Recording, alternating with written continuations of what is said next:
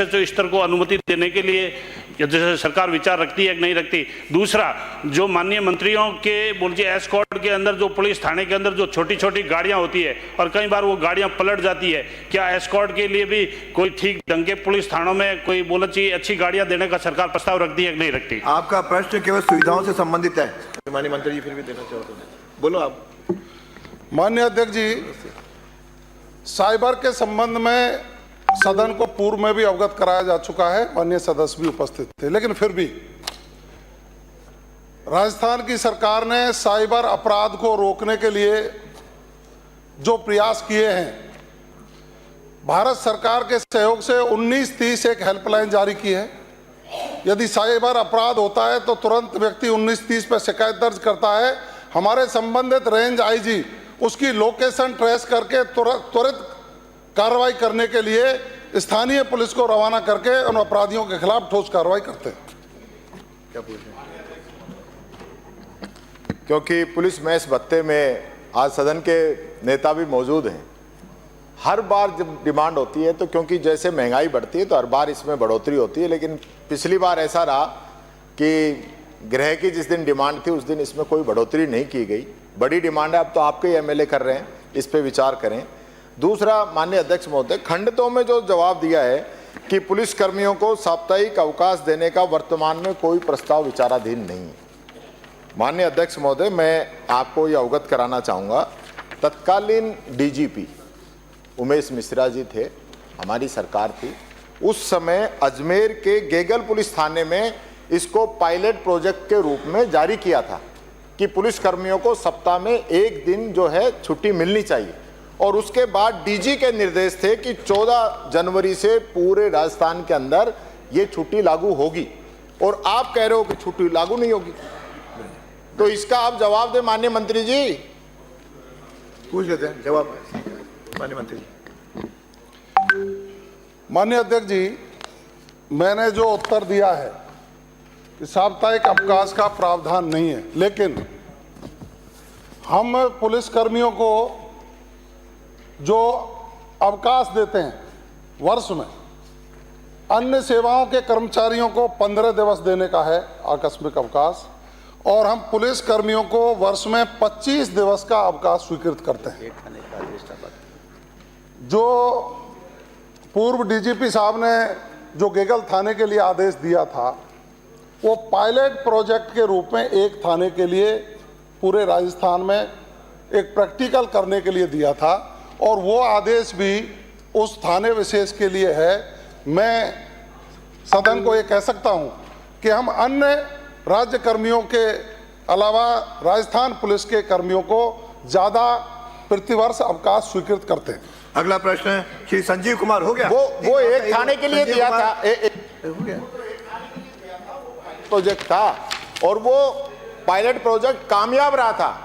उसके बाद पूरे राजस्थान के उन्होंने निर्देश दिए हैं, मैं आपको निर्देश की कॉपी दे दूंगा, पूछेंगे ना, तो यहाँ कम से कम मिथ्या तो आप नहीं कहें। और दूसरी बात मैं फिर ये कहना चाहूंगा, साप्ताहिक अवकाश का मतलब ये है कि पुलिस लगातार काम करती है, उसको छुट्टी मिलनी जरूरी है। माननीय सदस्य, आप महीने में एक दिन छुट्टी देंगे, चर्चा का विषय नहीं है ना, प्रश्न है। तो प्रश्न का जवाब ही गलत दे रहे मंत्री, उनको देना ऑन रिकॉर्ड चीज को गलत बता रहे, इससे ज्यादा क्या हो सकता है? संजीव कुमार। प्रश्न संख्या 375। माननीय मंत्री जी। खंड 1 जी नहीं, अधिशासी अभियंता खंड कार्यालय खोलना नव सृजन प्रशासनिक दृष्टि, भौगोलिक स्थिति एवं कार्यभार को देखते हुए किया जाता है। वर्तमान में उपखंड मुख्यालय भादरा में सार्वजनिक निर्माण विभाग का अधिशासी अभियंता कार्यालय खंड कार्यालय खोलने सृजित करने का कोई प्रस्ताव राज्य सरकार स्तर पर विचाराधीन नहीं है। माननीय सदस्य।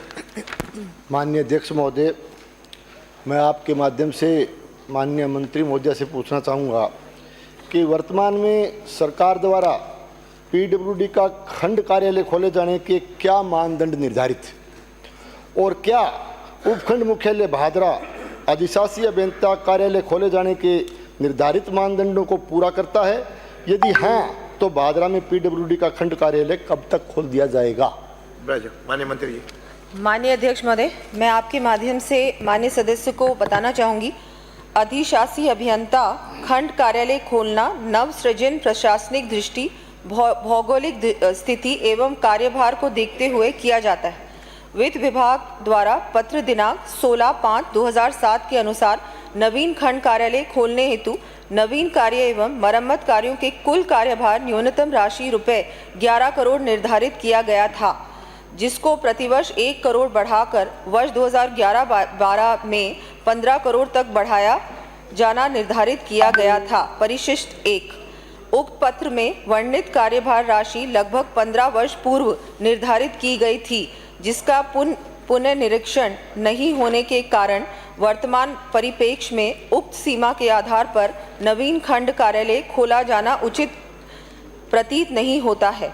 सरकार इस परिपत्र को रिव्यू करके नवीन मापदंड शीघ्र ही निर्धारित करेगी एवं नवीन मापदंडों के आधार पर खंड कार्यालय खोलने का परीक्षण करवाया जाएगा। दूसरा प्रश्न सर, माननीय अध्यक्ष महोदय, हनुमानगढ़ वर्त में एक खंड आरओबी के नाम से एक खंड वहाँ संचालित है, जिसमें केवल दो आरओबी कार्य स्वीकृत हैं और दोनों लगभग 95% उनका काम पूर्ण हो चुका है। तो वहाँ उस जगह आरओबी खंड कार्यालय का कोई औचित्य नहीं है और उक्त आरओबी खंड को भादरा यदि स्थानांतरित कर दिया जाए तो इसमें न तो सरकार को कोई पद सृजन करने पड़ेंगे, न ही कोई अनावश्यक वित्तीय भार सरकार पर आएगा। प्रश्न पूछो। तो मैं प्रश्न पूछ रहा हूँ साहब, तो मैं आपके माध्यम से पूछना चाहता हूँ, तो क्या भादरा की महत्वपूर्ण मांग व भौगोलिक परिस्थितियों को देखते हुए उक्त आरओबी खंड को स्थानांतरित कर भादरा में स्थापित करने का सरकार का कोई विचार है? यदि हाँ तो कब तक और नहीं तो क्यों? ठीक, माननीय मंत्री जी, माननीय अध्यक्ष महोदय, मैं माननीय सदस्य को बताना चाहूँगी कि माननीय सदस्य ने हनुमानगढ़ आरओबी खंड कार्यालय को भादरा में स्थानांतरित करने का निवेदन किया है। मैं इसका परीक्षण करवा लेती हूँ एवं परीक्षण उपरांत उचित निर्णय लिया जाए। अगला प्रश्न है कि शंकर सिंह रावत। माननीय अध्यक्ष महोदय, प्रश्न संख्या 376। माननीय मंत्री जी। माननीय अध्यक्ष महोदय, खंड 1 विधानसभा क्षेत्र ब्यावर में संचालित राजकीय अमृत कौर चिकित्सालय ब्यावर में राजपत्रित एवं अराजपत्रित संवर्ग के स्वीकृत कार्यरत एवं रिक्त पदों का विवरण परिशिष्ट अ और ब पर संलग्न है। खंड 2 जी नहीं, चिकित्सालय में किसी भी मरीज को चिकित्सकों की कमी के कारण रेफर नहीं किया जाता है।